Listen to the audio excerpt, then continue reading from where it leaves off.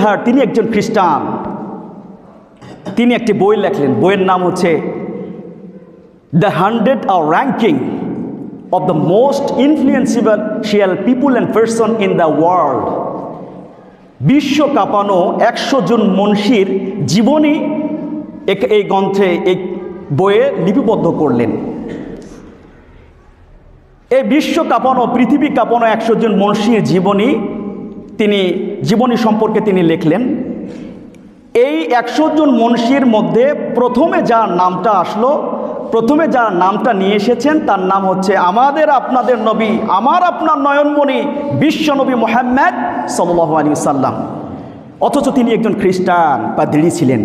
তিনি একজন খ্রিস্টান হয়েও বিশ্ব নবী মুহাম্মদ সাল্লাল্লাহু আলাইহি সাল্লামের নামটা প্রথমে নিয়ে এসেছেন। এবং তার অনুসারী যারা ছিল, খ্রিস্টান, ইহুদি, নাসারা যারা ছিল, তারা তাকে প্রশ্ন করেছিলেন যে এখানে 100 জন মনীষীর মাঝে মুসলমানদের নেতা, মুসলমানের নবী সাইয়্যিদুনা মুহাম্মদ সাল্লাল্লাহু আলাইহি ওয়াসাল্লামের নাম কেন তুমি নিয়ে আসলা? জবাব দিতে হবে না? অবশ্যই।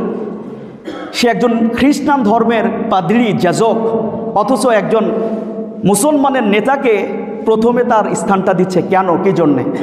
মাইকেল ইজহার লেখক তিনি বলছেন, যখন আমি বিশ্বনবী মুহাম্মদ সাল্লাল্লাহু আলাইহি ওয়াসাল্লামের জীবনী যখন আমি থিসিস করলাম, রিসার্চ করলাম, আমি যতই মুহাম্মদ সাল্লাল্লাহু আলাইহি ওয়াসাল্লামের জীবনী আমি যতই অ্যানালাইসিস করেছি, যত আমি বিশ্লেষণ করেছি, আমি মুগ্ধ হয়ে গেছি। সকলে সুবহানাল্লাহ।